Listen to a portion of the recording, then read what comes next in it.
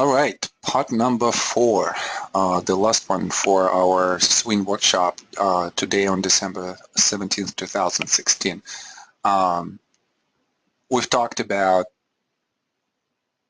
step-by-step approach as to how we would be finding our candidates. We've talked about the market opportunities, definition of the market, and what specific market environments give us in terms of the opportunity for short-term swing traders, for long-term swing traders, and also for long-term investors.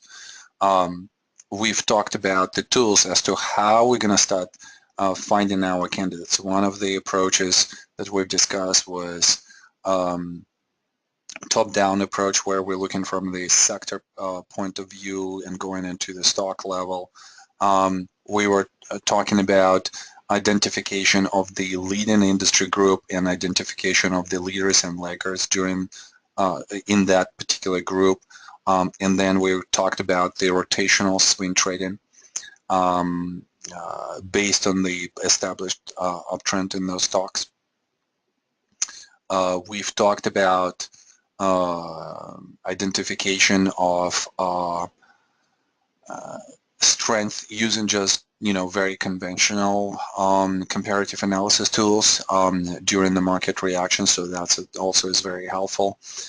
So it seems like we could narrow our universe, or we could go in a different way and we could just establish our universe of stocks right away. And actually, as I was on the break, I saw one of the emails from students was the question for our Monday class, about how we could contract that universe of stocks, even with the top-down approach. You're still going through quite a lot of stocks. I mean, definitely you're going to come up with maybe 20 to 50 candidates at the end, and that still could be somewhat daunting, just going through the structural analysis, volume, supply. So what could you do? You can contract the universe of stocks that you go through in your analysis right away. You don't have to think about top-down approach. You could just say, okay, I'm going to trade only NASDAQ 100, or I'm trading only S&P 500. And that defines the number of stocks that you look at right away. That's why, in a way, for a short-term swing trader, I wouldn't recommend going through the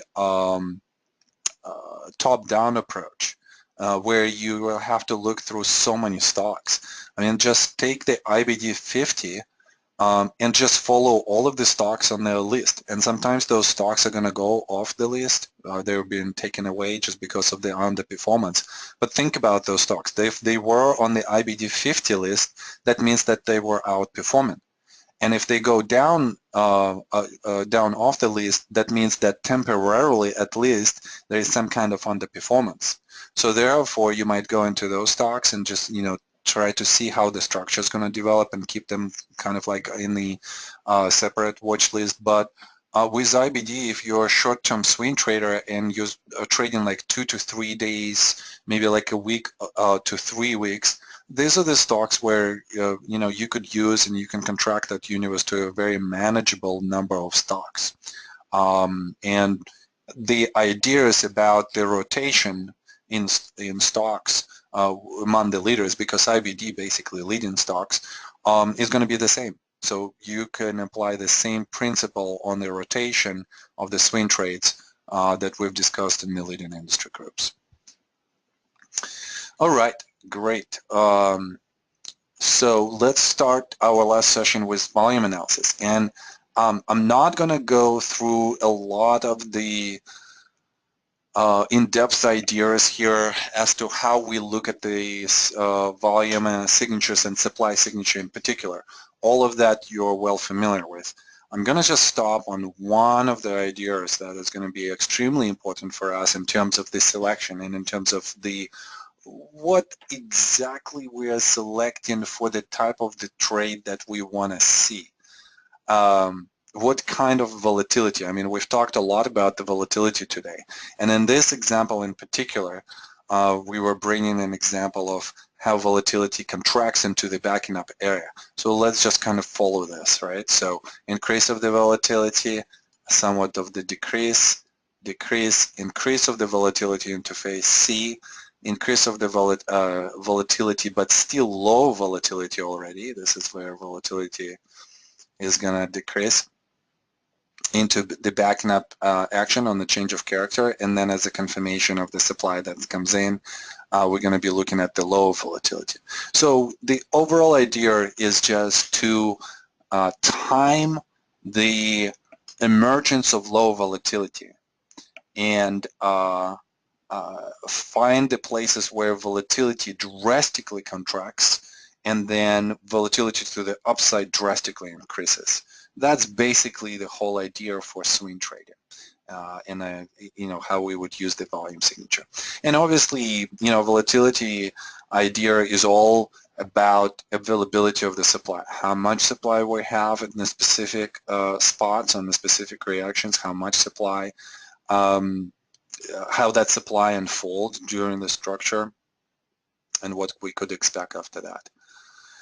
So obviously, one of the things that we're looking for is the decrease of the volatility and decrease of the supply. And here are some of the schematics that I've created for my students, so you guys have those. And for those of you who don't have those, just take them, print them out, kind of practice on any of the trading ranges. They don't have to be downsloping like I've shown it here.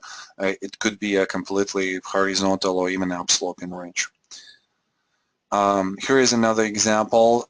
This is a Home Depot example right here, and we're going through this trading range, and we're seeing how volatility decreases. Decreasing the volatility is not going to be only reflective in the supply signature or volume signature itself. It's also going to be reflective in the spread of the stock. So sometimes, and this is how we're going to start the week of practicum with the exercise on the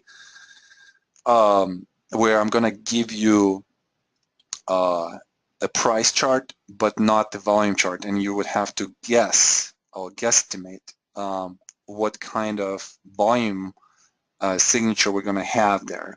And then the second exercise is going to be taking away the volume signature, or no, having the volume signature but not having the price, and trying to guess by the volume signature where exactly we are in the structure and what kind of moves we have. So again, as I was mentioning, kind of like this idea of the universal trader, at least for myself, I strive, to go to the level where I understand the price movement, just from the look of the volume signature, or I understand the volume signature just looking at the price structure or how the price moves. And I think it's very crucial because it reinforces all of the different concepts, whether those are structural concepts or the volume concepts. Well, specifically, what is happening here, right? And I built this slide as more of the exercise. So let's just go to the solution right here. So we're seeing that there is an increase of volatility going in, through the change of character and through this reaction. So we are naturally expecting first some kind of stopping action that is going to occur, maybe even on somewhat relatively climactic action and climactic volume, and then the test of that volatility later on. And most likely that's going to happen in phase B, and we're seeing how supply is contracting and how volatility is starting to increase on the upside, which is a really good sign for us early on in the trading range, because it's basically showing us some kind of strength signature. And the price actually goes as establishing a new boundary for the range. Now, at point number 5, we're not necessarily seeing an increase in the volatility to the downside. It could be just a very temporarily high supply spike that we see. But behind it, we definitely see demand emerging. And the only way how we could say that demand is emerging is only after the fact, after the price actually starts to go up. We also could argue, and again, this is going to be a very fun exercise with the like of practicum people, we could identify analogous analogous bars that are going to have either the same price signature or volume signature, or contextually they're going to be in the same placement and in the same kind of contextual places. And we could compare them, and looking at these two bars right here, I could say by the signature of the effort that the effort is slightly increasing or staying the same, and yet the result is so much less. So therefore, just based on this signature, we could expect some kind of bullish move out of here. And obviously, further price confirmation comes later. The fact that we are having higher highs, again, in the potential phase B, how phase B is being developed, and the higher low right here, so higher highs, higher lows, suggesting that going into phase C, we are probably going to have a failed spring. And again, you know, this is a little bit of the Romanism, so just keep that in mind. In conventional labeling, we're going to just label it as LPS because it's a higher low. And we kind of see this, and we're seeing how the movement to the downside is contracting here. So it's, you know, definitely showing us that supply is, even though the price goes down, supply is actually not actively provided to the market. And we could measure the volatility also, and there was you know, kind of like a question about this, how can you measure the volatility? One of the visual measurements of volatility is not only just the price movement, but also in terms of the volume itself. Look at the moving average right here. This is a moving average, I believe, for maybe the last 20 bars. Or maybe 50, I would have to check on this. But look at, and in a lot of cases in classes, this is what I do. I want to measure the volatility based on the average volatility and see how the spikes are being created right here, and I'm seeing how there is definitely an increase of the volatility here going into phase C, which is quite acceptable, and we just want to see that volatility to decrease relative to phase A right here. And a local increase into phase C is quite acceptable. What happens next? Well, the first gap comes on the increased demand signature. We are definitely interested in comparing it to the previous instances where the price goes up on the increased volatility. So specifically point number 4 would be very comparable to point number 7. And we are seeing how the price is actually moving so much more on slightly less effort. So that's also very encouraging. We are taking less effort to move much faster and to move more distance. So that gives us a timing tool to say that, you know, when we observe this, most likely we are going to have you know, the price move very soon in the direction of the trend. Point number 9 has a definite signature for both supply and demand, and this is something that we've discussed so much, those volume spikes during the second series in the Wyckoff advanced course, and we were saying that whenever we have a spike, volume spike, and the volume signature increases drastically, it's the element of both. In this case, increase of the demand and increase of the supply. But demand still is going to be dominant over the supply and push the price up. But this increase of the supply suggests that we're going to have some kind of testing action after the initial low. And that's how we would interpret that volume spike.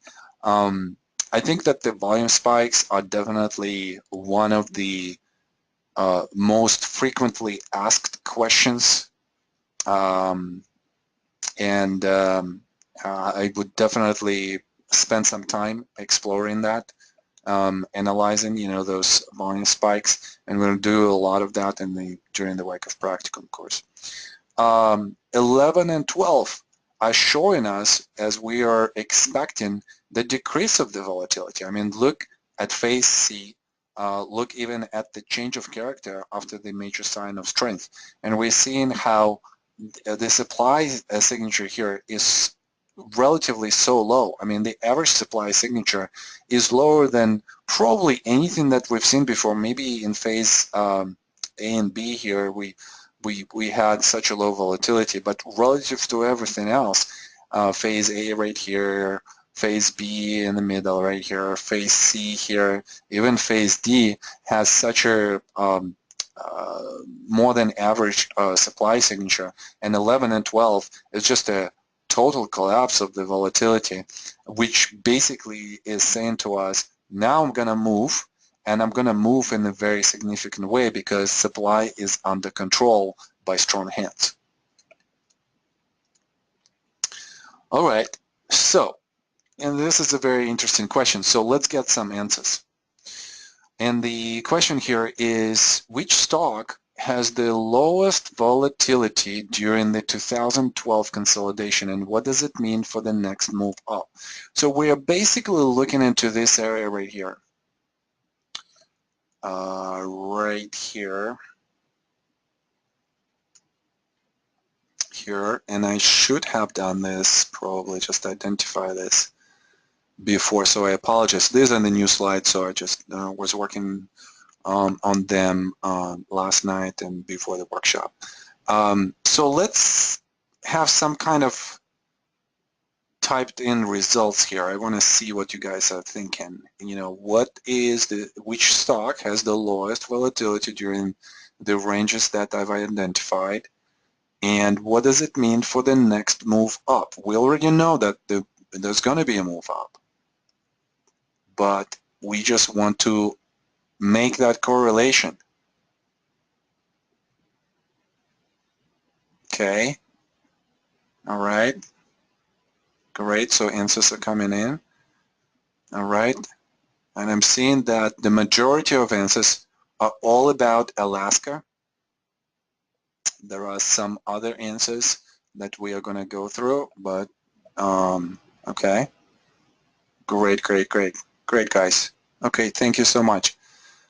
So the majority of you have said that the volatility is extremely low with Alaska.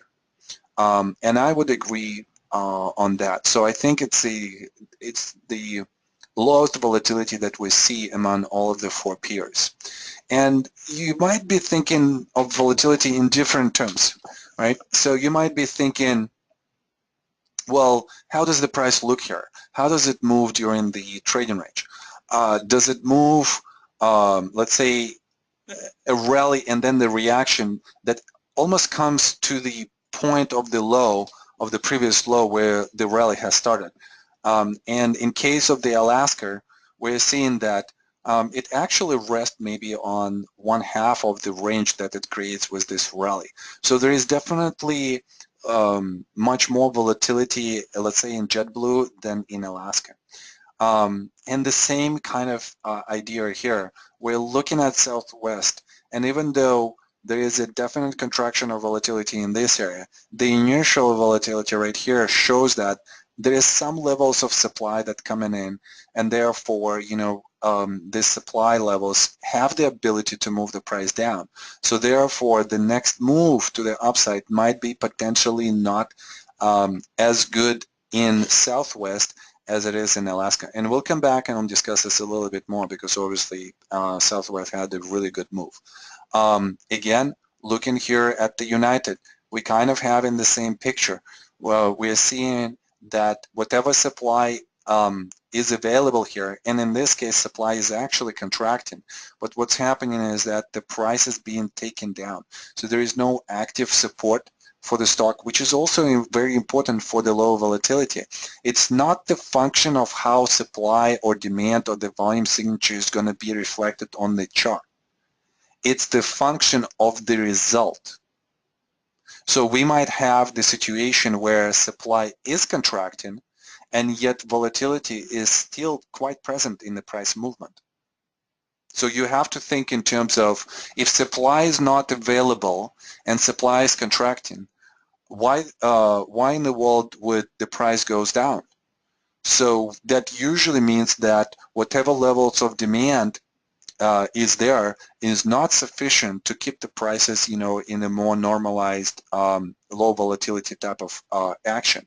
Whereas maybe in Alaska, every time the price goes down, there is an attempt to support the price, there is an attempt to rally, and so on and so forth. So that's how this visual interpretation of volatility is going to be created. So I totally agree with you guys. For those of you who said that Alaska is the lowest volatility before the next move up, and this is what we would be looking for, because if supply is so low and demand is present to support the stock, what kind of move are we going to have here with that low supply? Most likely the best move. Now, what is happening with Southwest? Even though we went down right here, look at how volatility starts to contract going into the apex. So we're seeing the volume signature contracting, and we're seeing also a price signature contracting and condensing into the apex formation.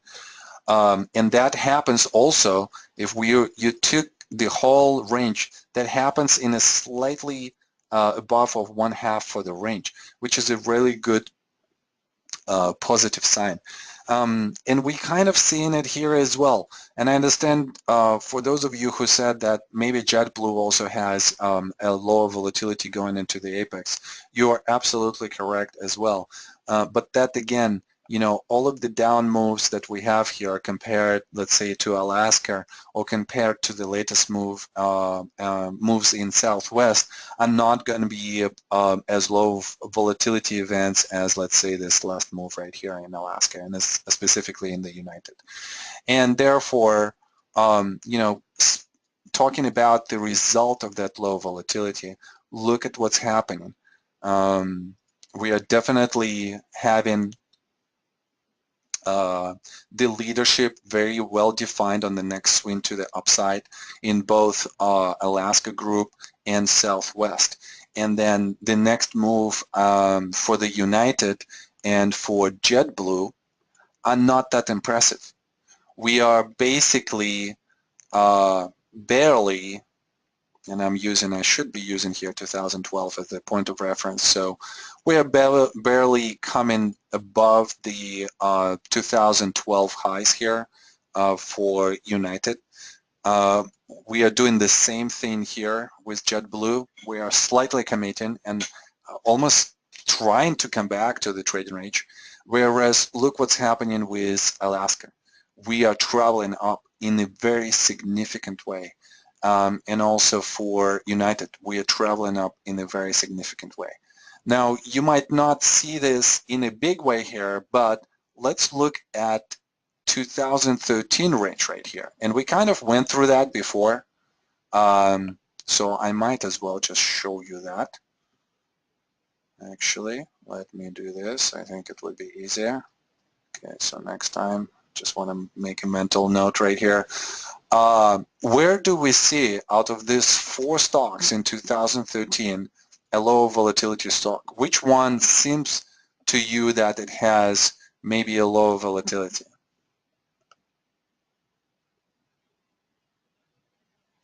And again, you kind of have to think in terms of where the price consolidates, relative to the rally, right?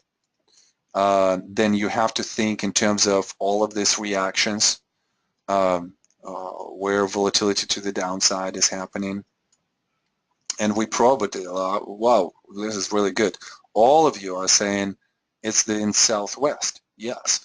So again, relative to the rally, where we are, consolidating, where are we consolidating? Where are we consolidating here?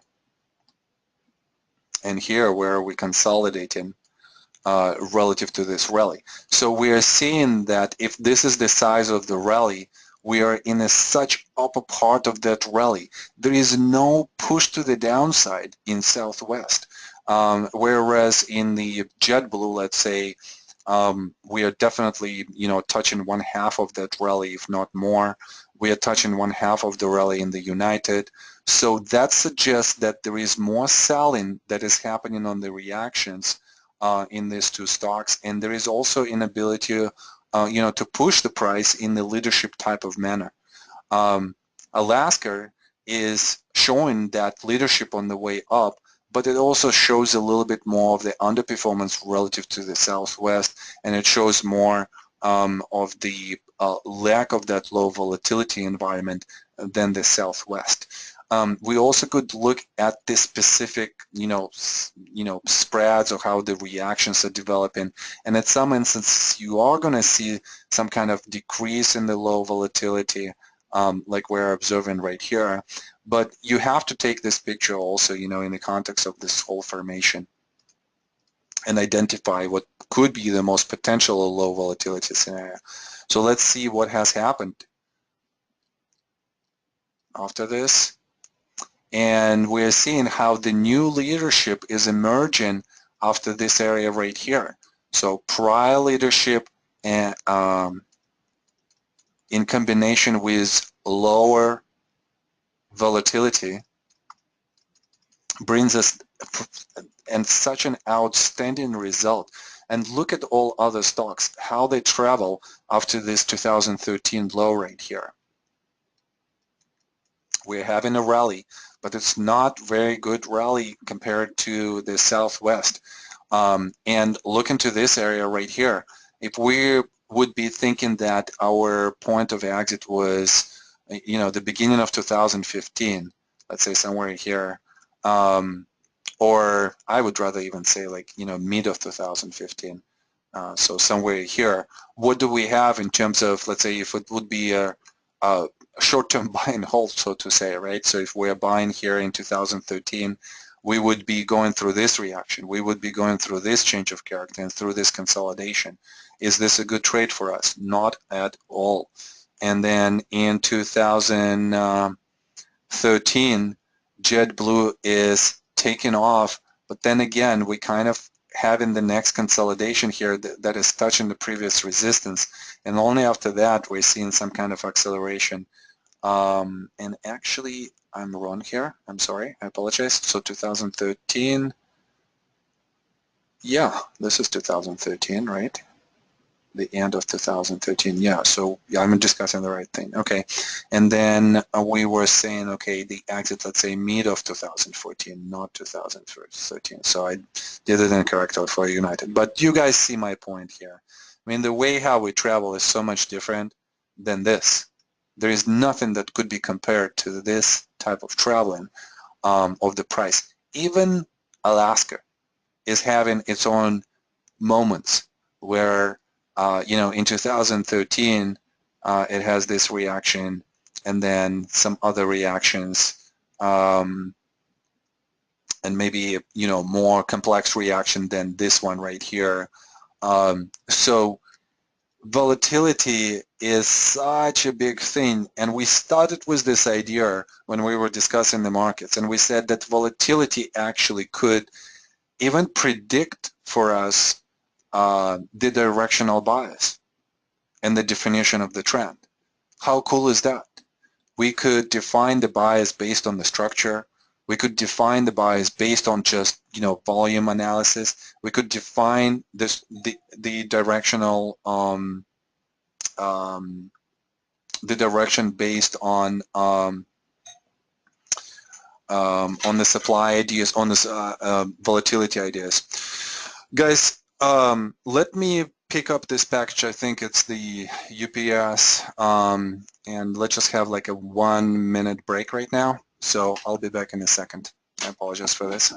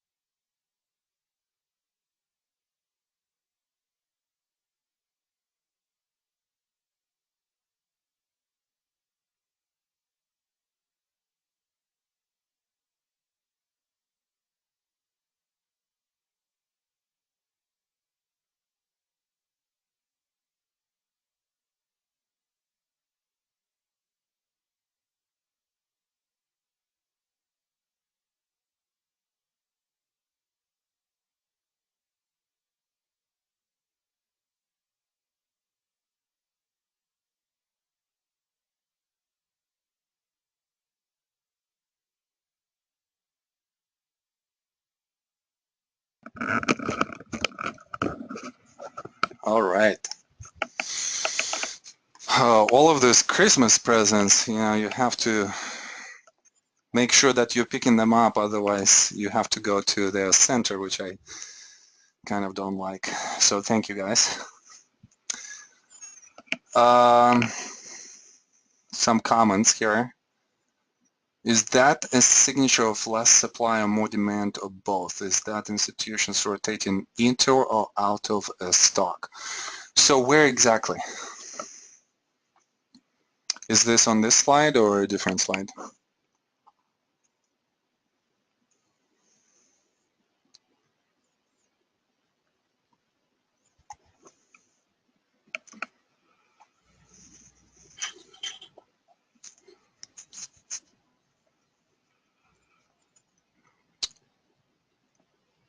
Okay, so no answer there. All right, I guess we're gonna go from this. Maybe we'll talk about this during the Q&A. All right, so again, a very interesting idea about the volatility and how it decreases or how it increases in the distribution. And I think that it's slightly underrated as a filtering tool.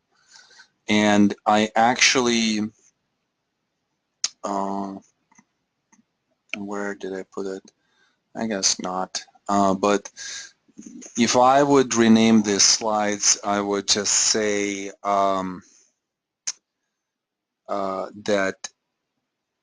I want to use this, and this was in the outline, so yes, decreased volatility as a filtering tool. I guess I want to make it a little bit more of the emphasis in the next cycles for the practicum and for advanced WIC, of course, because it's a very important idea, and I'm just emphasizing it today because as you can see from all of the examples that we went through, there is the idea of the decreased volatility is not only relevant to swing trading, it kind of is important in the determination of how the price is going to move. And again, we're not interested that much in the directional buys because that seems to be an easy task for us. We are more challenged by the selection itself. Which stocks are going to pick up, when the market's going to advance. We know that the stocks are going to advance because the market is showing that it's going to go up. We are more challenged by the idea of narrowing down to the stock that is going to outperform in a specific way. And we want to reproduce this practice over and over and over in our trading. So obviously, the ideas that we've discussed about trading a stock as a part of the leading industry group is extremely important, and understanding the rotational scenario between those peers is extremely important. This low volatility idea is extremely important for the character of the next move. And everything else is kind of like important but somewhat secondary. If the market is going up and you're going to pick up the stock that's going to go up, most likely it's going to have already, a structure there. And, you probably going to make fewer mistakes on the structure just because we're talking about the structure so much and because this is such a basic concept, then let's say some mistakes on the volatility or on the leadership rotation within the industry group. So those are a little bit more advanced ideas, and you would have to pay a little bit more attention to that. But I'm glad that we are definitely talking about that. All right, so let's talk about trading tactics or trade management. Specifically, let's start with point of entries. So looking at this chart, how would we identify our potential points of entry? And I'm looking at the time. We're having like around maybe 45 minutes that we can allow to go through the material. And then I really would like to go through some Q&A, and maybe we'll go a little bit beyond 4:30. So I'm just trying to see how quickly we can go. So I'm thinking that maybe this is the time when we could invite some of the attendees to actually interact with me. So, and this could be a good exercise for us to do this. So for those of you who have sent me an release form, if you want to volunteer right now for this particular exercise right here, we just want to identify those phases, please say yes or unmute, and then I'll unmute you and we could have a conversation. It will be good also for my voice. I'm feeling like, I'm almost about to lose it. Okay, Aaron, how are you doing? Can you hear me? Yes, I could definitely hear you a little bit on the background, but yeah, go ahead. So one of the things here that we want to do is we want to go through the phase analysis, and we want to go through the Wyckoff points analysis. So right away, let's say that we are in 2012, somewhere here, and this is the place that we were identifying as the time when we would be looking at some stocks in this leading industry group. So let's analyze everything what comes before. So how would we do that? What catches your eye before this point right here? We have down movement in the stock, and in July 2008 we see a big reaction. But before that, we see another reaction, which is quite of similar size. But comparing the previous one is the first one, which is the largest compared to previous rallies. So But one, which we numbered one, we see that price acts in between these two highs and lows. Therefore, I think it will be most appropriate to say that we have selling climax in point one. Okay. And automatic rally just at the top of this swing. Okay. And then what comes after that right away? Secondary test. Secondary test, phase. A. Phase We can A. draw out and resistance lines as well. Awesome, awesome. Okay, so let me kind of like rephrase what Aaron was saying. And I definitely enjoyed listening to him, talking about this two moves up, because this move up right here, it definitely looks a little bit like an automatic rally. And I would be inclined, even at that point, to put the boundaries of the range maybe somewhere here. Now, would I be looking at this stock at this point of time for my upswing positions? Unlikely, right? How would this stock come up to us? In what type of screen? Unlikely, unless we are trading the stock, to the downside. Then I would be thinking that, okay, this could be an automatic rally, and this could be a secondary test. So my exit points could be around this area right here. So this rally right here is definitely much larger. So therefore, compared to all of the rallies before, we're definitely seeing that this was a change of character as an automatic rally with the secondary test and climactic action that comes in between. So phase A is well identified. How would we go about our analysis further, Aaron? What's catching your eye after that? We have upthrust action. And probably we have very long phase B. Okay. So we have a test here. Upthrust. Yeah, secondary test. We see that we see higher lows, Mm-hmm. and then after another upthrust. Okay. So what does that suggest, by the way? We are in phase B, and I kind of mentioned this idea a couple of times today. With the higher lows, how phase B develops, and with the upthrust action, so we are having some higher highs on the way up. What could we expect from a potential phase C? So this picture right here, what kind of phase C could we expect? Could we We can expect a lower low or a higher low? higher low phase C, which I assume will be stronger than the market if we perform relative comparative analysis. Well, I don't necessarily know whether we're going to be stronger in phase C, but we definitely could say that structurally, as you mentioned, that we are most likely, there is a high probability that we might have a higher low, so therefore we might have an LPS. Why is this important?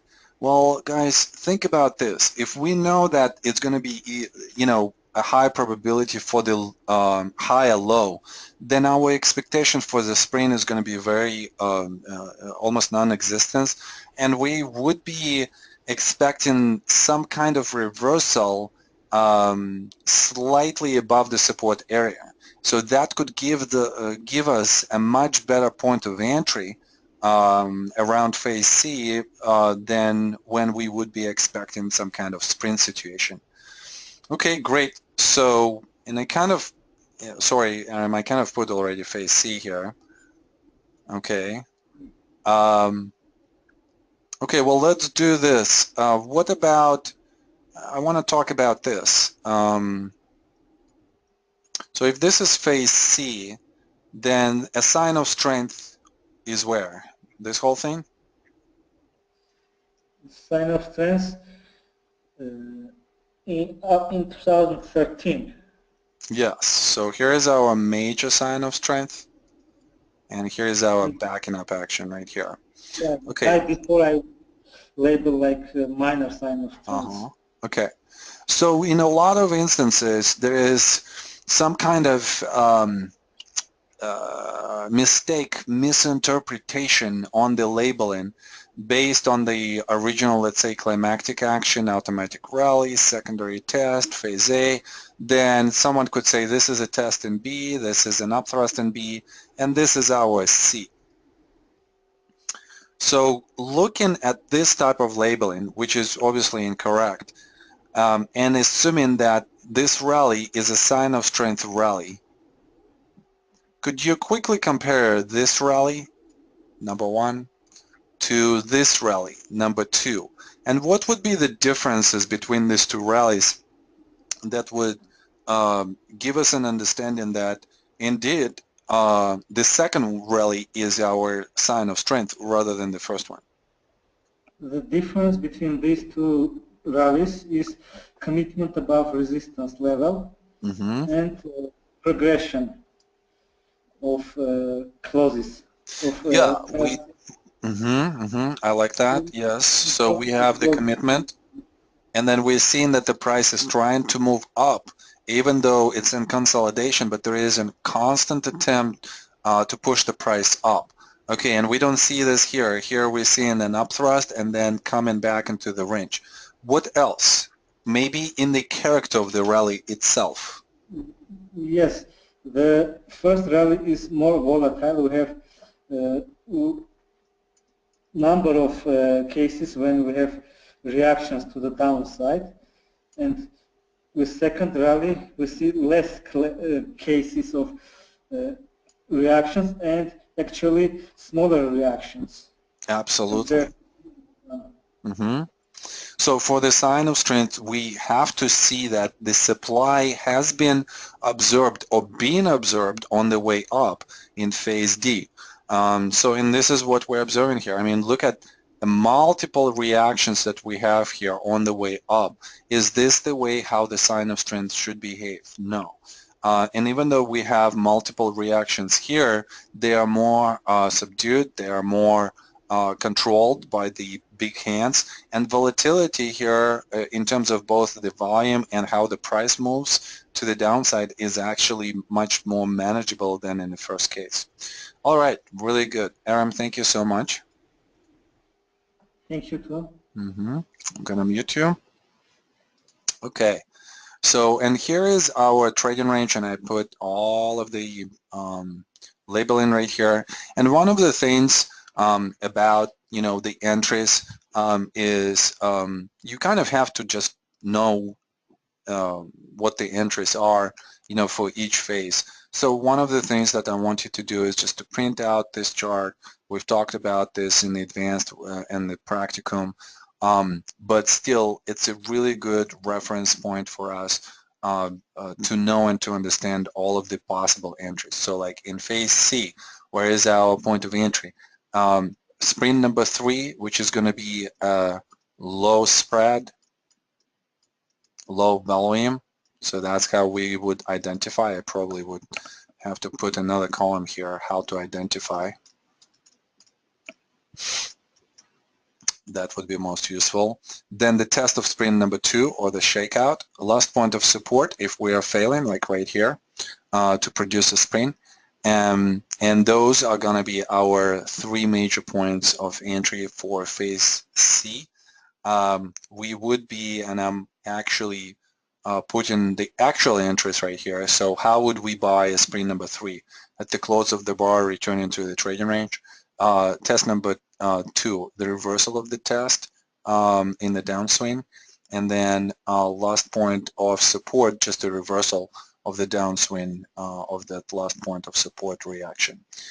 Phase D, we could buy a sign of strength bar on a sign of strength rally. We can do this as a breakout trade or at the close. Both are valid possibilities. Last point of support, just the reversal, backing up action, a reversal, or if we are, if this is a simple backing up action, just a reversal. But if we're having some kind of more complex structure, then we would have to go through this whole analysis of the structure and identify, potential phase C. Phase E, any type of breakouts out of the backing up action. So let's say a breakout like this after the backing up action is completely appropriate for us to buy. And some kind of stepping stone trading ranges. So something like even this acts as a stepping stone. So phase C, D would be the ones that we would be looking for. How would we use the stop losses? So with the stop losses, and we just finished this material with advanced WIC, of course, it's definitely the idea of the commitment and the number of support levels that we want to observe away from where the price commits to the upside. And what do I mean by that? So if there is some kind of consolidation and there is a commitment, we want to seek 2 support levels away where we're going to commit our stop losses. So if this acts as the first support level away, then maybe this level or this level could act as the second point of support. Next commitment, and we kind of would be still staying here. And again, for a swing trader, this is not going to be, for a short-term swing trader, this is not going to be as relevant, but you're still going to be using those type of commitments based on the significant bars. So for instance, let's say that this is not a weekly and this is daily. How would we move the stop loss in this area? Let's say if we are having a point of entry right here, then the next movement of our stop loss is going to be this bar, this bar, this bar. So any type of significant bars or combination of bars that we're going to convert into the significant bar. And every time the price commits to the upside, this is where we're going to be very active in our movement of the stop loss. And then right here, here is our exit. So here's the trade. Here's the point of entry, and here's how we move the stop loss, and here is our exit. The same here. let's say that we've entered somewhere here for whatever reason. Let's not discuss this right now. Maybe this is not a good entry. I'm just looking at the movement of the stop loss. So here it is. Here it is. And you can even use an attempt as an up thrust to go up, and then this could be an exit. So here we go. And the idea here, obviously, is to be somewhat conservative with your stop loss at the beginning of the move when you open the position, and somewhat aggressive when you want to get out. Why would aggressive stand at the end of the trade be much better? Well, at the end of the trade, we usually is going to experience some kind of acceleration to the upside, which is going to dictate to us that there is some kind of climactic action that is happening. And therefore, after that, we might expect a consolidation and even a reversal. So any type of much more aggressive exits, and in this case, for this bar, we could use just 1/2 of the bar. That would be an appropriate exit as well. So we are actually exiting much faster than here, which is, again, comes to the idea of how efficient we are with our equity, with our money. We're probably not going to be as successful here on the idea of the climactic action because it's not well defined. But combining the bars and exiting on this reaction, I think, considering the length of the trade, is actually quite efficient. Okay. And again, I'm kind of going through the mechanics here of how to go about your exit points and stop loss movement. One of the most simplistic ideas is just to use conventional technical analysis tools. So something like trend lines, where you're raising your stop loss along the line of least resistance, and you're allowing yourself or you're allowing the price to travel as much as possible until it actually closes below this trend line. The trend line that I'm using here is more of the reverse use of trend line, where I'm taking the highs, creating the line of resistance, and then projecting that from the low.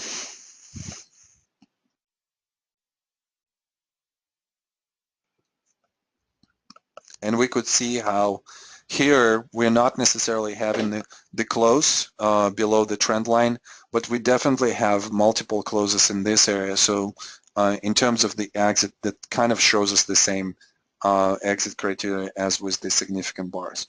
Moving averages for your swing trade definition also could be quite successful.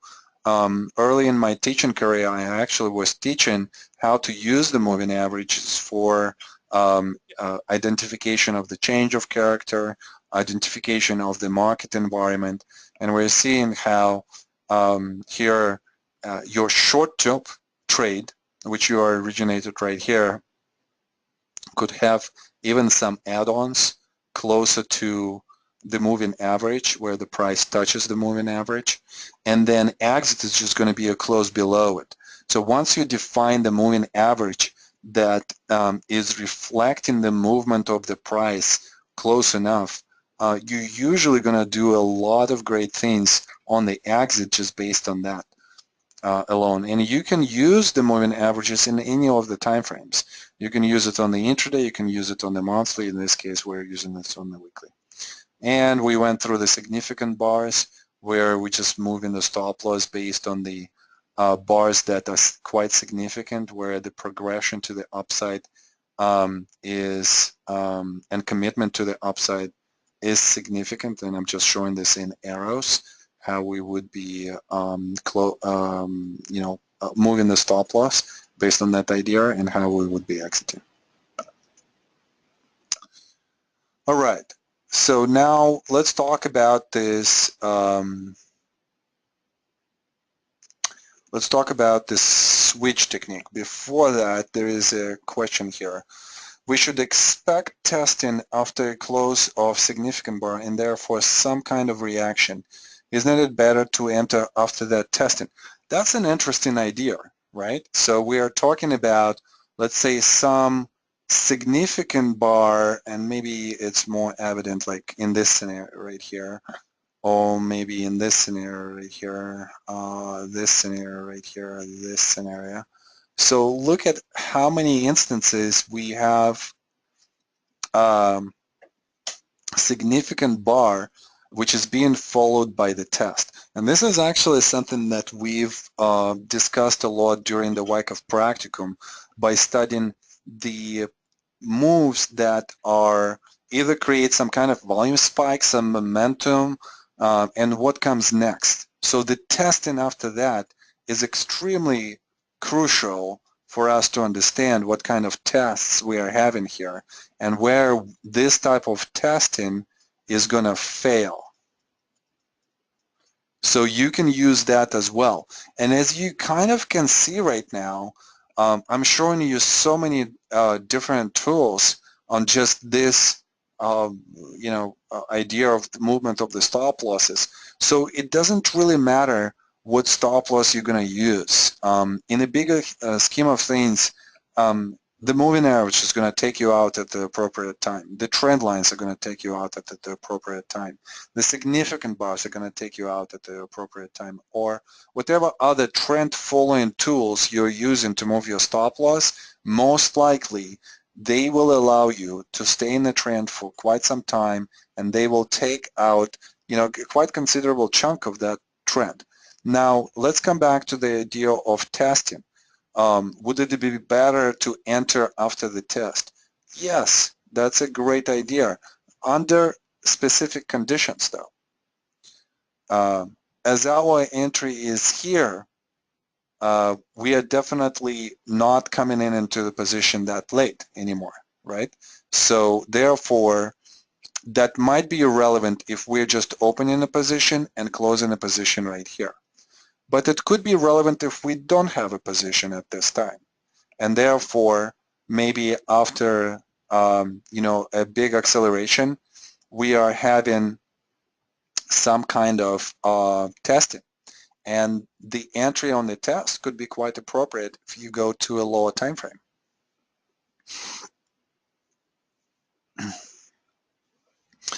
And in some instances where we're going to have a momentum move, we might not experience that.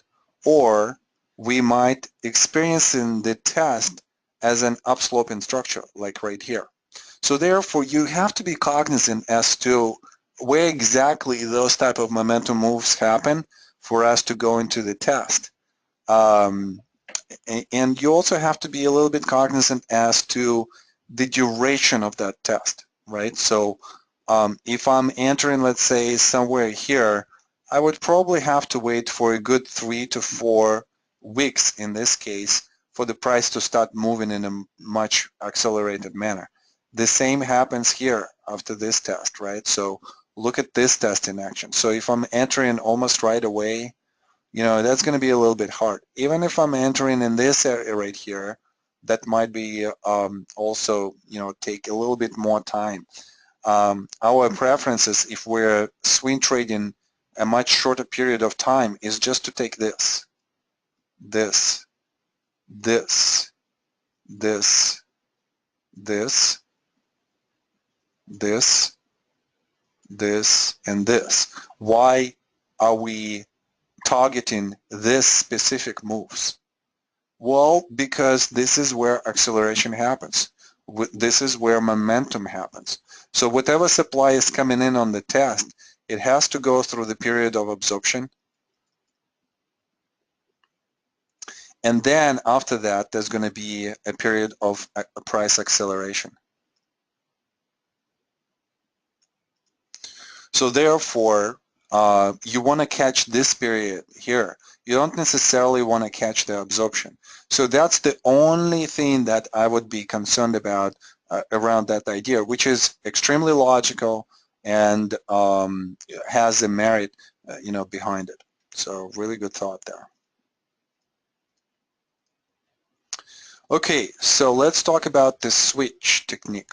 The main idea here behind the switch is that you want to create if you are analyzing the stock and you came to the conclusion that this stock is going to be the stock that's going to outperform the market and it's going to outperform the peers, one of the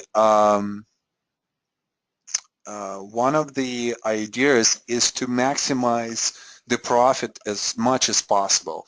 I always refer to a trade that George Soros described out of his career, and that was the trade of the British pound in 1992, I believe. And he made $1 billion on that particular trade, and obviously, I mean, he had a big size there. And he has committed, if I remember correctly, 4% of his equity to that particular trade. And when the trade was done, and he had maybe years to reflect on that trade and reflect on that trade just because of how famous this trade has become, and it kind of put him on the map in a big way in the trading community. Obviously, he was known before. But I think that after the reflection, he wrote that I should have put more and exposed myself more in that situation, because it was quite evident of what's going to happen, at least to me, and I had a very high conviction. And that was one of those trades that maybe are happening like once in 5-10 years. So again, we're coming to the conversation about the opportunity. Opportunities are abound in the markets if we are going through a lot of instruments. But opportunities like, let's say, something like of a Brexit crash, or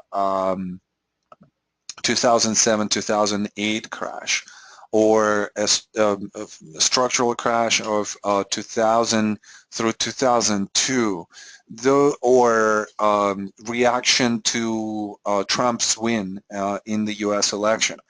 Those opportunities are going to be very unique opportunities, and they are not going to come very often. So you have to understand how you're going to leverage on that and produce the most possible outcome for your equity line. So therefore, the idea here is, if you feel confident about your analysis in the trade you're about to perform, maybe there are some ways where you could leverage that to a higher degree. And one of these leveraging techniques is what I call a switch technique. And it's an idea of opening a position on a lower time frame. So for instance, if you're looking at the daily structure or a weekly structure, you would want to go to the intraday point of entry, and you would want to go to the daily point of entry, respectively. And at the same time, once you've entered on those lower time frames, I want you to convert one time frame higher than the time frame of your analysis. So for instance, if you were analyzing the stock on the daily time frame and you've entered on the intraday time frame, your exit, if you're correct in the trend definition and in the up movement of the stock, is going to be on the weekly. So what that creates is, on the intraday, you're creating a situation where the difference between your point of entry, let's say you're entering somewhere here, and you're looking at the daily, and you're identifying phase C, and during, let's say, these days right here, you're creating the point of entry that is the difference between the point of entry and the stop loss is so minimal. So this minimal risk, where risk is going down, is going to increase your size of the position.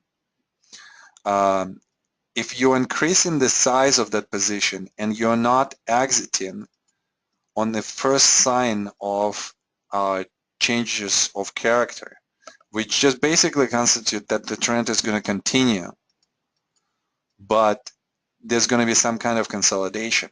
And instead, you're holding through this whole trend, and you're exiting maybe on the weekly chart here in the weekly might show this spread right here as the spread that is overcoming, you know, the less significant bar move. You are basically on the increased size having a substantial profit.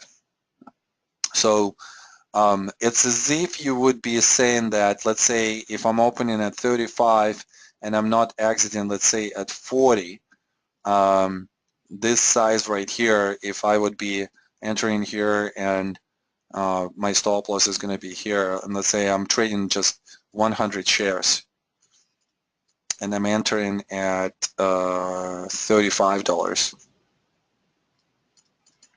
And my target is going to be, or my exit is going to be at 40. So I'm basically making a $500 profit, right? Am I correct? Yes, I think so. If I'm creating a different size based on the switch technique where I'm going to the intraday level and I'm having some characteristics where I'm saying by the end of the day, I'm going to keep this position, and not only am I going to not exit at 40, I'm going to try and continue or stay in this position until I'm actually done with this trend at maybe around 60. So the trade is about $35 to $60, and the size that we have, the original size, because of the contraction, might be more. So here I'm seeing maybe like 1, 2, 3 units of risk, you know, based on this stop loss. So I'm going to say that instead of 100 shares, I have 300 shares. And instead of $40 exit, I'm exiting at 60. So that's going to bring a different math. For the $25 of profit, we're going to benefit, and let me just quickly calculate this. I can't even think straight here. So $25 dollars in profit times 300. That's going to be 7,500 in profit compared to only 500. Granted, we can originate a trade right here, and we can originate a trade right here. But in some of the instances, we still going to lose some of the profit in these areas between the exit and the entry. And our size is still going to be relatively lower to the size for our intraday entries. So therefore, we might have $500 times maybe 3, which will lead us to about $1,500. But still, we can't really match any type of profitability that we are having with the switch method here. So let's look at this a little bit more. And specifically, I'm looking at monster beverages here out of the trading range that we've looked before. And I want to go, and once we are going into the potential phase C, what I'm going to do is I'm going to start intraday trading this stock. And I'm going to start thinking about how could I actually find the points of entry for this stock on the intraday level, and then switch on the daily exit and exit, you know, as the daily trend changes behavior. So what I would do is I would go to intraday picture and go day by day and try to figure out where possibly I could have an intraday entry and where I could possibly switch to the daily time frame and possibly even to the weekly. So on the first day, a lot of supply that requires the testing. So I don't want to come in on day number 1. Second day, there is some kind of testing here, but there is no entry signal after the first 30 minutes of trading. And this is one of the requirements that I have for the day trading technique that I have for stocks. This is something, again, that I'll discuss more in March. So for those of you who are interested, you know, either in this technique or maybe just intraday trading overall, you know, March workshop would be, you know, the place to be and to talk about this. So specifically, no entries in the first 30 minutes. Then the next day, so no day one, no day two. The day number 3 starts with a lot of supply, and if we thought that this could be a secondary test, it's not, because it's a low. So again, we have to have some kind of test in action. We don't necessarily have the entry here, and we still need to test this low right here. And going from day to day to day to day, we're probably seeing a potential point of entry either right here, or we're seeing a point of entry in this day. And by the end of the day, we're seeing how this creates a big spread day. And because we've entered this somewhere either here or here, what it's going to do is going to create a much larger position size for us than the original position size. So the original position size and the risk was, let's say, I'm sorry, $2 between the stop loss and the point of entry.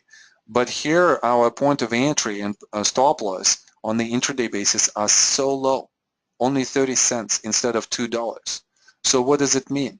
If the average exit is $40, I'm sorry, then the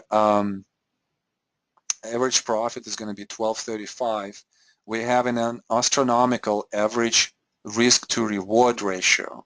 So on a single unit of risk, which is 30 cents, we are making quite a considerable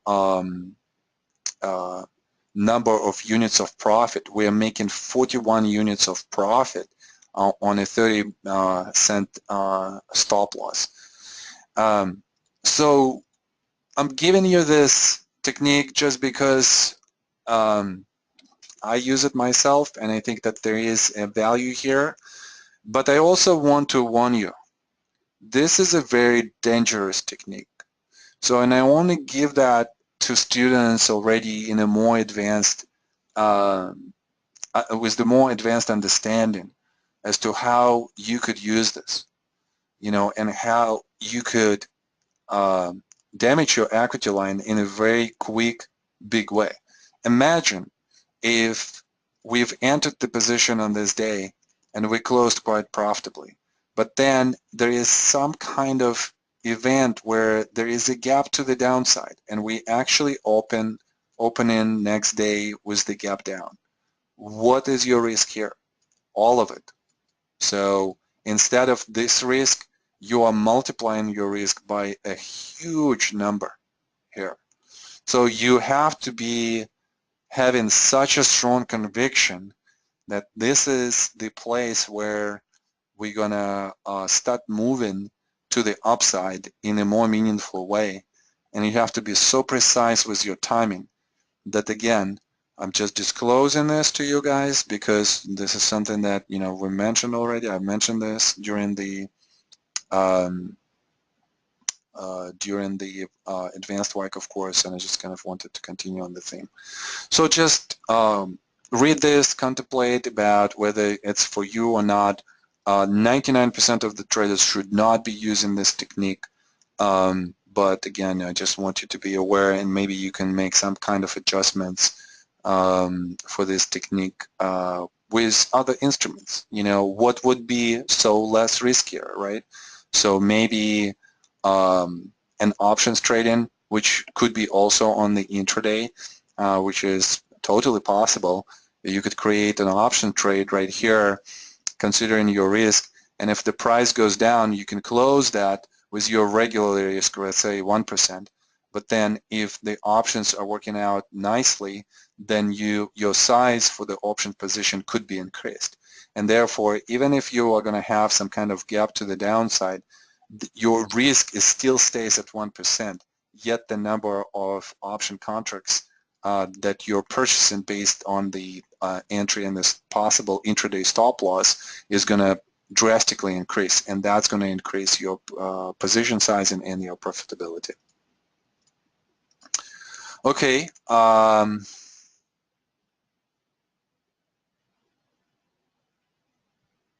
right, some questions about this description.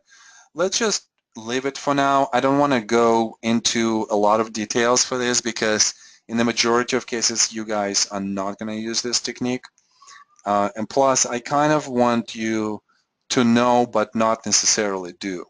So just read this, go through the definitions here, and then, if you have the questions, just come back to me. So it's all self-explanatory here.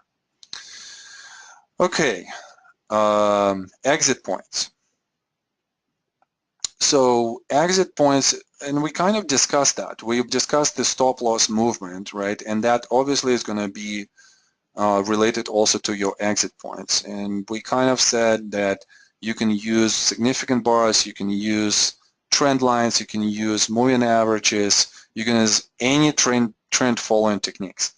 One of the exit points just based on Wyckoff methodology is a change of character, and a change of character that's going to occur in phase A. So therefore, identification of the specific Wyckoff events around phase A are crucial to us to understand that the trend is done and we should exit our position. So what are the exit points here in phase A? Well, obviously, just by the stop loss, the ones that you're going to use either with significant bars or any other techniques. Evidence of the climactic action where the spread velocity and volume increases, so something like this. Change of character. And we know how change of character acts. We want to have the largest reaction in the trend that has been established and it has been going up for some time. So we could see this quite visible, this change of character is. And also we are seeing that a break of the trend is happening actually on the change of character bar, which is the biggest bar right here. Supply is coming in, confirming that this indeed is a valid break of the trend and is a valid change of character. And then the next point of exit for us is going to be on the way up on this secondary test.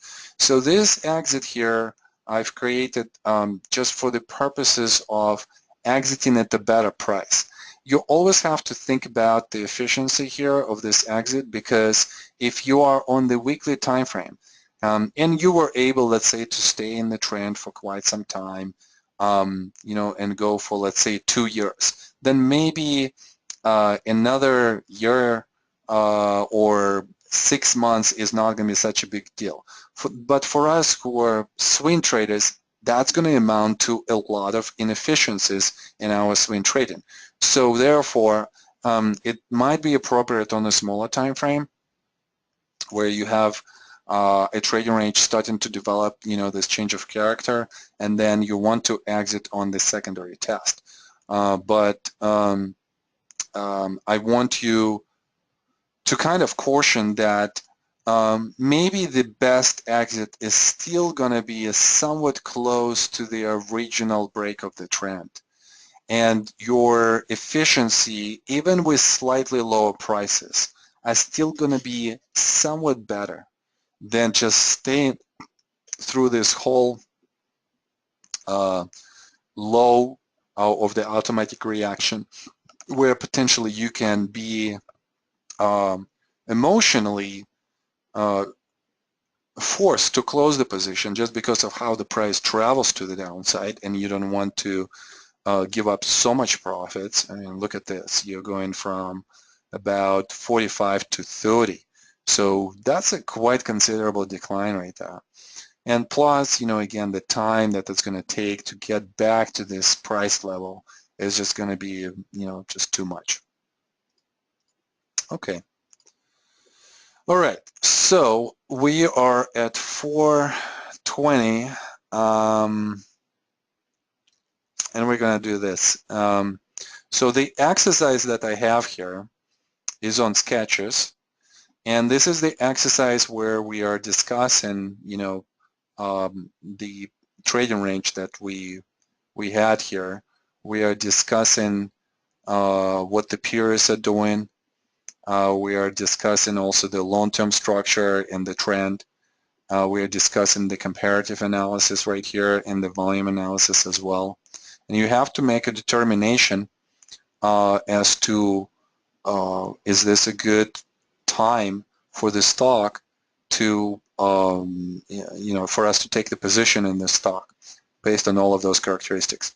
And then once you, it's kind of like a feedback loop where you go to the next chart and you see what action has happened, and you go and analyze again in the same manner.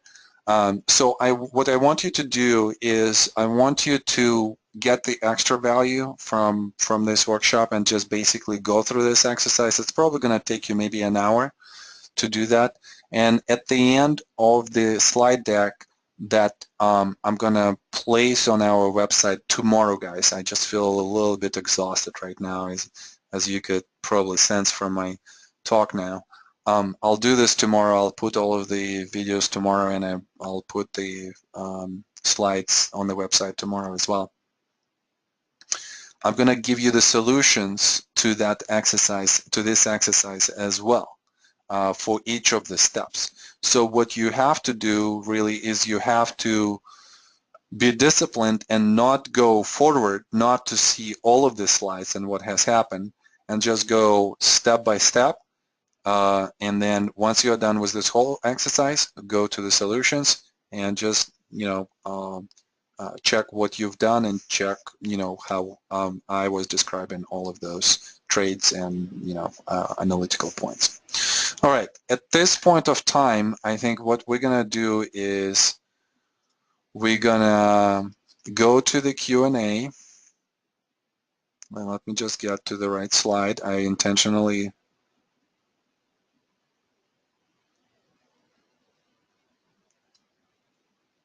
okay. Actually, it doesn't matter. Why am I doing this? I think I'm mentally just a little bit tired, so that's why. Okay, do you see my screen again?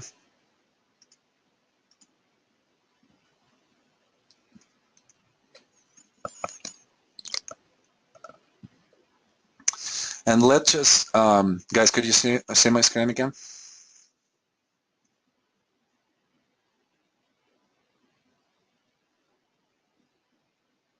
Yes?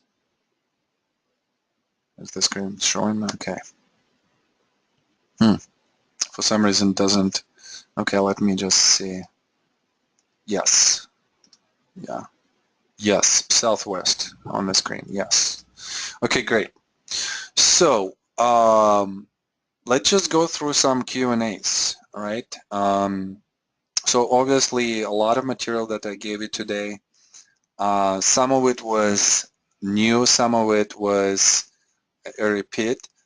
So hopefully, for those of you who are new to this material, you'll have an opportunity to go through the slides again, and in a way that you will start understanding this a little bit better. And for those of you who obviously went through some of my courses, a lot of the stuff should be very clear, and there are some very important items that we've covered today that we not necessarily talked during the classes, or if we talked, that was just, like on the surface. So hopefully those were great discussions for you. All right, so let's see what kind of questions we have. First question. Visual quantitative definition of change of character for an accumulation or distribution in the market. Is this the largest rally reaction compared to long-term, intermediate, and short-term trends respectively? Yes. So the idea about the change of character is always going to be about changes in how the price moves, or how the volume also reflects that. I don't have the volume signature right here, but you kind of you can definitely do that as well. You can incorporate the volume signature, and maybe at some point down the line I'll do that, and I'll just put this into the content as well. So what's the main idea here? Just to repeat, we want to see the change of environment going from one trend into another, and therefore the idea of the price and volume volatility is going to be extremely crucial. We're seeing how in the downtrend volatility is decreasing during the range, and that suggests some kind of possible reversal, We need a confirmation by the rally that's going to outperform everything that we've seen before in the trading range, and even outperform on the absolute basis, those reactions that we have to the downside. And then as the final confirmation, we want to have a change of character and more substantial reaction, which still going to allow us to judge volatility as the decrease in volatility, and obviously a continuation of that trend. And those are basically defining for us the spots where we're either saying that the trend is changing, whether where we are establishing our first initial positions, for the longer term trend, and where after the confirmation we could become extremely aggressive with all of our trades in one of the directions. And if you think about this, you might be thinking, well, why not trade here? And we kind of discussed that we still could trade any of the rallies if we understand how to trade those, right? Even within the trading range and even within the bear market definition environment. But so some of the trades are going to be available to us as swing traders. But the main idea is, how do we trade up rallies predominantly, right? In what way? We might be trading these rallies, which again, for the beginners and intermediate traders, I would not advise. But if we're trading, we might be trading less aggressively on this rally. If we are short-term swing trader, and we are going to be trading more aggressively after that in all of the other instances. So when you look of this from the perspective of the long-term trend, since 2009, from March to about, let's say, July. So how many months is that? March, April, May, June, July, 5 months. And then with where we are in the long-term secular trend in 2016 in December, we are still in the uptrend.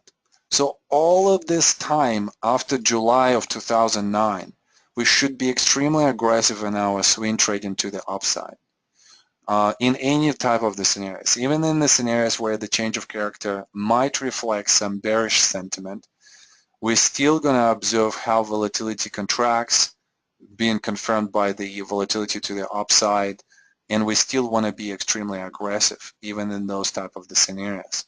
So for what, 6.5 years, 7 years, we will be swing trading aggressively just based on this change of character right here for the last down move that we have had.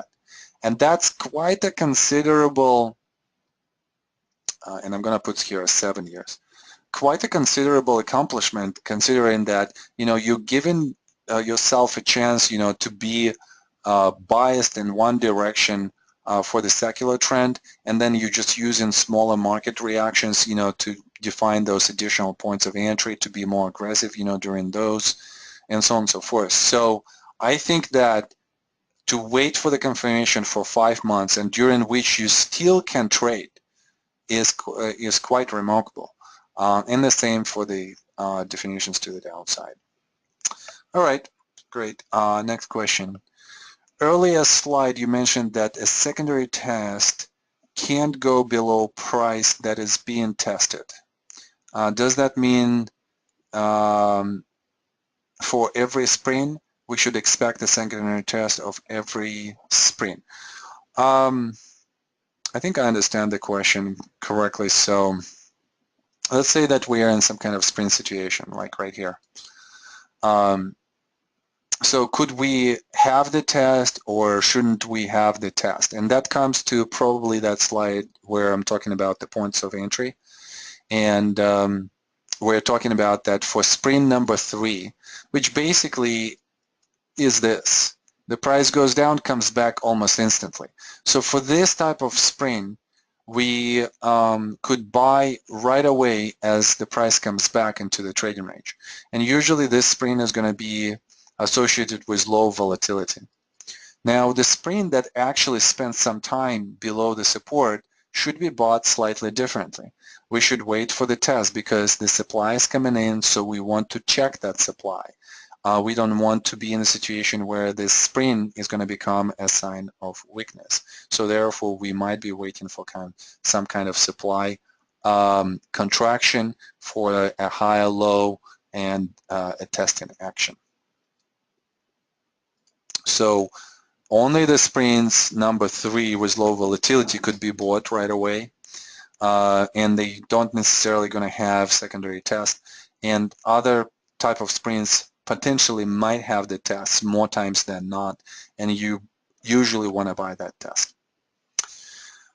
Next question, how many time frames to use for analysis and trade purposes, and how to decide what type of action to do on each time frame? I think that question is actually also is for Monday Q&A session, right? But let's address this here. So again, you definitely need to understand what time frame you're using for your analysis. I've introduced also a little bit more of the advanced idea about how the time frame should not be static in your trading if you want to be more universal in your trading. And you should think about the opportunities in multiple time frames, specifically based on the idea of the market environment. So your trades here are going to be different than your trades here because of how market behaves in these two environments. Now, having said that, my preference usually is going to be looking first at the weekly if I'm looking at the stocks, and then going to the daily, and then going to the intraday if necessary for the points of entry. In my trading of the S&P, my primary time frame is going to be to start with the daily because I know the weekly structure. I mean, I don't have to repeat it. And I'm looking for the daily only for the definition of the last swing because I already know exactly what has happened before. I've analyzed it each day. I know the structure. And then go to the lower time frame for structure definition. Let's say I might put the 60 minutes for the structure and then maybe 5 minutes for the entry. So it just depends. It depends on what time frame you predominantly trade. You know, whether you're trading, you know, specific instruments with stocks, you definitely want to go into the long-term picture first and then scale down. But if you're trading just one instrument and you're consistent with that instrument, you're gonna know your long-term picture really well. There is no need to go to the long-term pictures. So just smaller time frames. All right, next question. Are all swings started or finished by reversal bars? And are all the reversal bars change of characters bars? They are not, the reversal bar is not going to be necessarily the first bar for the reversal. We could have some kind of bar that's going to define maybe is still an element of a consolidation. So for instance, maybe, and let me just pull out maybe a better picture, like this is more visible here. So let's say that we are somewhere here. So here is the reversal bar to the last significant bar that we had on the upside right here. But look at how many bars do we have in between. Right? And even as the high is here, this is not the reversal bar. So it doesn't necessarily, it's going to come first as the potential reversal right away. This situation right here, we have the last attempt to commit to the downside. So this bar is going to be our reversal. You can use it like this, or you might be using this as the last significant bar to the downside. Okay, guys, I'm sorry. Ooh, screen is not changing. Okay, how about now? Do you guys see the screen? It should be 2008, 2009 range. Okay, I apologize for that. Kind of froze here, with the screen. Okay, no worries. Okay, so I was talking about this bar right here. This is a reversal bar relative to the less significant bar to the upside that we have. But look how many bars we have in between. And even though the high was right here, the next bar is not necessarily a reversal bar. So it's not necessary for the price to reverse almost instantly after making the new low or the new high. In this instance right here in March, this is the lowest point of the swing, but we are not reversing on the next bar, and we're reversing on the bar after that. So it might take some time, but in some instances the reversal is going to be extremely obvious, extremely quick.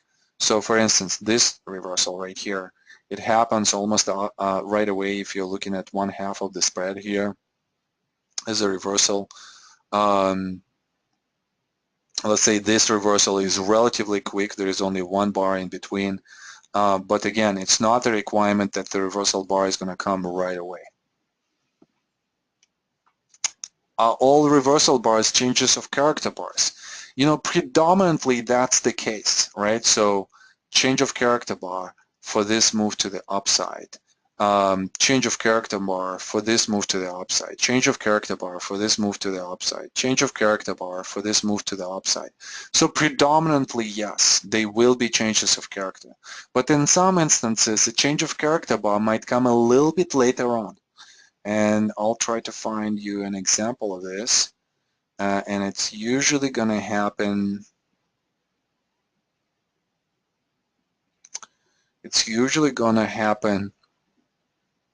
a little bit more about, I would say, top informations.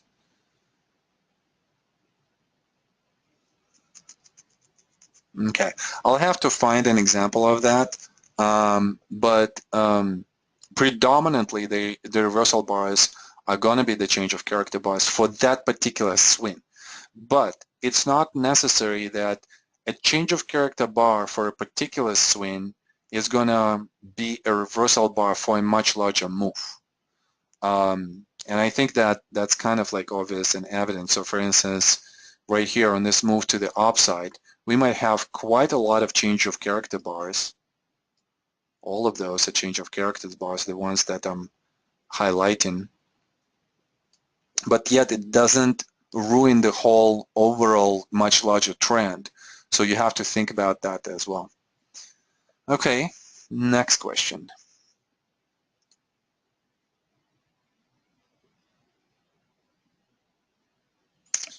Okay, I'm going to come back to this comment later on, and we're going to probably finish with this. But next question: how frequently we should update our watch list for short, long-term swing trading? Because swing trading is relatively short in the duration, right? So it's not a buy and hold strategy. Then that necessitates us looking at the swing candidates quite often. So my preference would be to look at the selection process each week.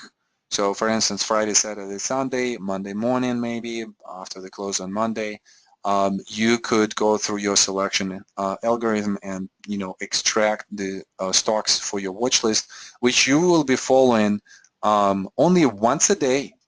There is no reason for us to stay in front of the screen, even for swing trading, unless this is a very short-term swing trading, and we're swing trading like from a day to 3 days, from a day to like a week. Then you have to be more on hands with this type of trading. But if our average holding period is, let's say, from about 3-4 weeks and up to multiple months, then a weekly analysis would be appropriate. And then once you are in the position, if you're moving the stop loss based on the daily, you just have to look at the stock just once a day.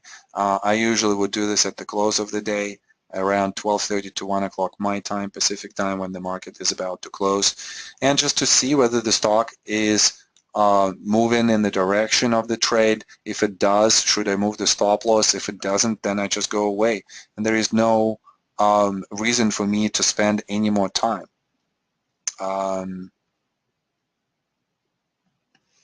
If it's a short-term swing trading, then you definitely will be conducting more analysis, more frequent analysis, and your watch list is going to reflect that in a sense of, let's say, having different candidates and for your swing trades, and the rotation is going to happen much, much faster. So for this type of swing trading, instead of actually going into such a big universe of stocks, I would actually probably, just pick specific universe of stocks so that my rotation on the watch list would be less, and that would require less time. So that would be my advice. Okay, last question, and then we'll go into the remark, and we're gonna close out this whole workshop. How long do industries lead? Are we talking industries also on the weekly? How long do industries lead? Well, if you think about the leadership of the industries, from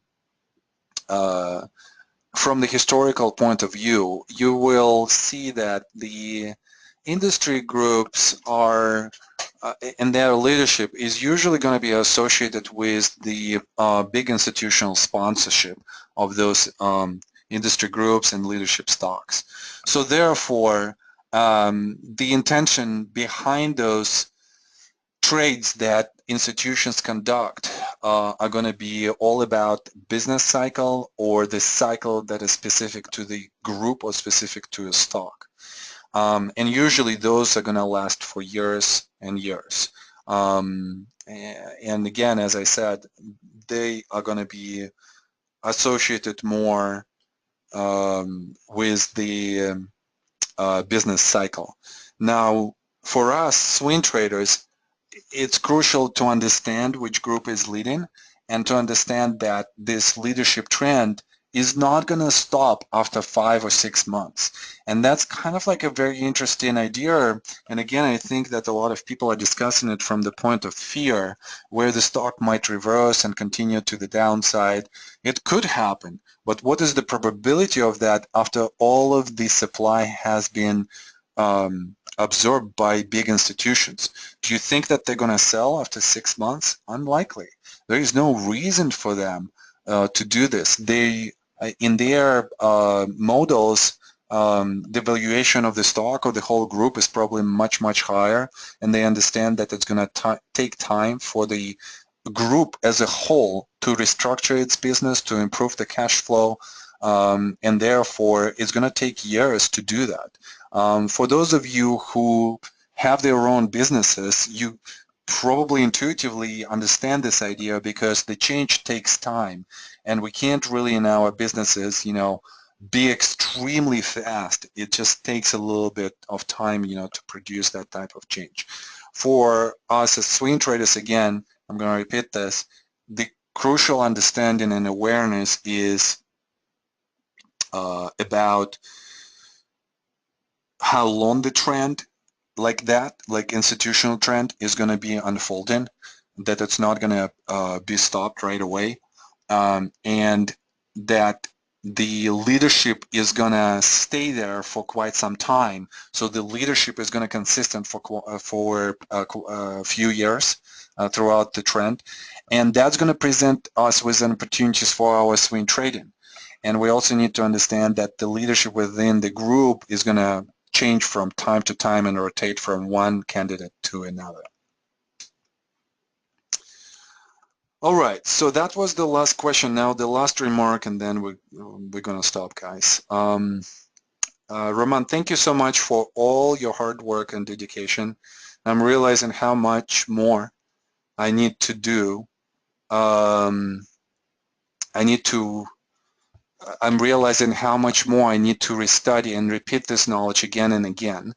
This workshop was amazingly helpful. Thank you, and talk to you on Monday. So I kind of want to echo this sentiment, and obviously thank you so much for such a great remark, such a great comment.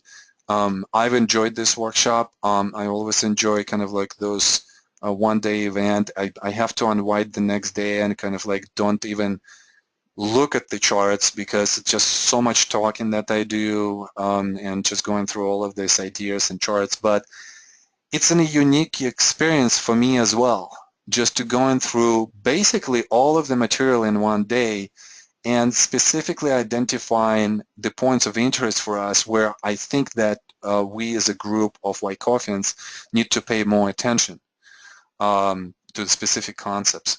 So I really appreciate you guys kind of like sticking through this long presentation, you know, being able, and I know in some instances you guys already really into the night, you know, really into early morning. So I appreciate your dedication, staying, asking questions, you know, following the thought process, just following the logic that we are developing with each discussion. So it takes a lot of effort on your part. I realize that, and I'm really grateful that you do that for both yourselves and me in appreciation of my work that I put into this material. So one of the other thoughts here in this remark that I absolutely love and that I would put on as an advice to anyone who is present here or any students that we have, and that is that we need to restudy and repeat this knowledge again and again. Knowledge is available. I can give you the knowledge. I can give you the shortcuts. You can go to some other market experts, market teachers, market coaches, and extract the knowledge from them as well. What's important to do with the knowledge is to assimilate that knowledge in the most efficient way. And how do you do this? Only through the repetition of that. So I've realized early in my teaching career that I have to repeat the same concepts over and over and over again, and repeat them from different angles, give different narratives to the same idea. And at some point, for different people, it's going to click at different time. So it's extremely important for us to, a certain degree, you know, repeat the knowledge as well. So definitely I would advise, even with this workshop, not necessarily tomorrow, but maybe like in a week, in a month, come back. You're going to have the recordings, you're going to have the slides, and go and devote the whole day again to go through this material and make notes. And make notes and repeat those ideas over and over. And obviously there is a lot of time that I talk about how you build beyond your knowledge. And this is such a common question right now within our YCAF community that we've created with all of the people that attended all of the classes, because a lot of you are graduating to the next level of understanding and awareness about this material and the skill that is required to actually trade and execute this material. So the next biggest step for you guys, and I'm assuming that all of you are more advanced right here, you know, with all of these concepts, is skill building. You need to be able not just to remember the knowledge, but you need to be able to come to the class or come to the actual trading environment in real life and be able to see it as it unfolds. And that's going to take some time. And I'm still working on that with my own trading. And sometimes it could be frustrating. Sometimes you could make a trade and then you analyze the trade and you're just like, what? I saw this. Not only I know this, and not only I know this, but I saw this as it was unfolding. Why did I interpret this in a different way? So those type of questions need to be addressed, and they only could be addressed through practice and through more experience. After that, once you start building that skill of recognition of your analysis of that knowledge that you assimilated, the next step is to practice the execution. So trade what you see and see it in a correct way, in a very objective and not subjective way. And through the practice on the execution, this is where the majority of the profit is going to come. And those profits are going to be quite significant than the profits that you're already going to accumulate just through building your skill.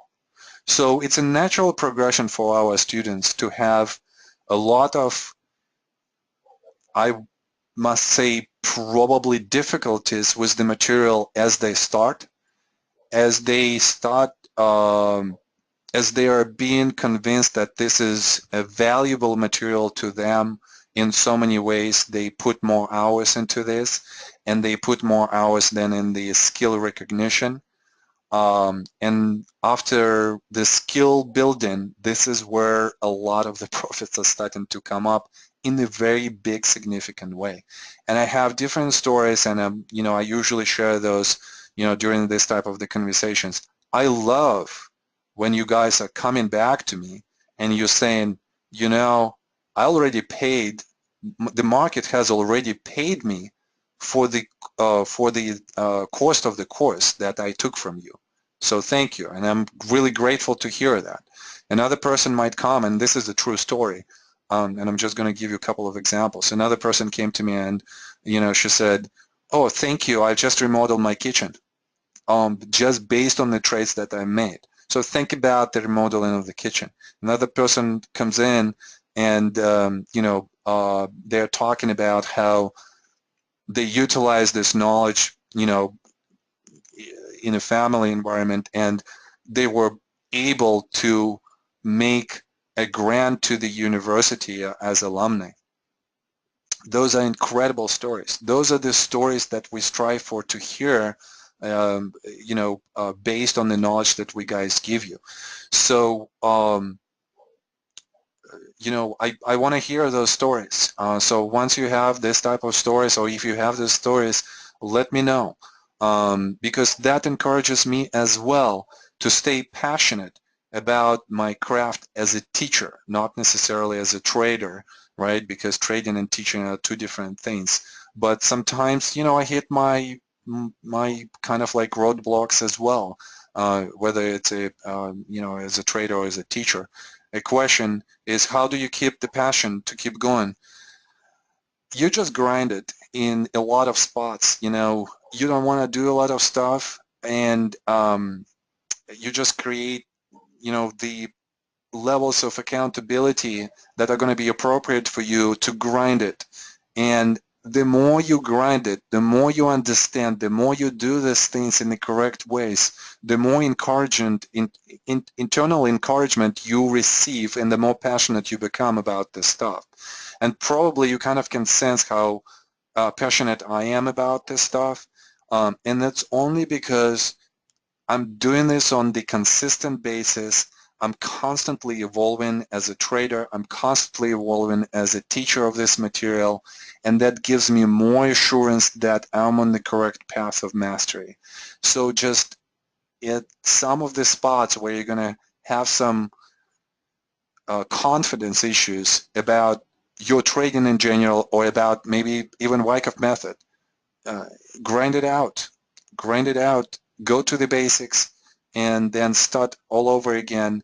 Identify where or something that you're doing incorrectly, and just grind it out to the point where you become knowledgeable about what you do, and then passion will come with that. All right, guys. I think that's it. Thank you for all of your comments. Thank you for being here. I'm really appreciative of all of you being here with me and spending the whole day. Um, it was a great workshop, at least for me. I feel very accomplished, with this workshop. I definitely see a lot of areas where I can improve on the delivery of this material, and I will work on that in the next December. If you want to come back and revisit this workshop, I'll definitely give you a discounted rate. And you're probably going to see a lot of this material, but which is going to be more refined. It's going to be more determined in terms of how I deliver this. And there's going to be some new material, because each year I see some kind of much deeper understanding, with myself, about why and how the market unfolds the way how it unfolds. So all of those new nuances and details that I catch they all go to the slides, and I give those to you guys. So really appreciative of you pushing me in that way, to be a better trader, to be a better teacher, and just really appreciative of all of your presence here in our community, and all of the interactions that I have with you. Have a wonderful holiday season. For those of you who are in the advanced track, of course, I'll see you on Monday. For those of you who are in other classes, specifically in Market Outlook class, I will see you on January 4th. January 4th, January 9th are 2 free sessions, so consider attending those. And have a wonderful holiday season with your families. Thank you guys so much. Happy holidays and happy trading. I'll talk to you later. Bye-bye.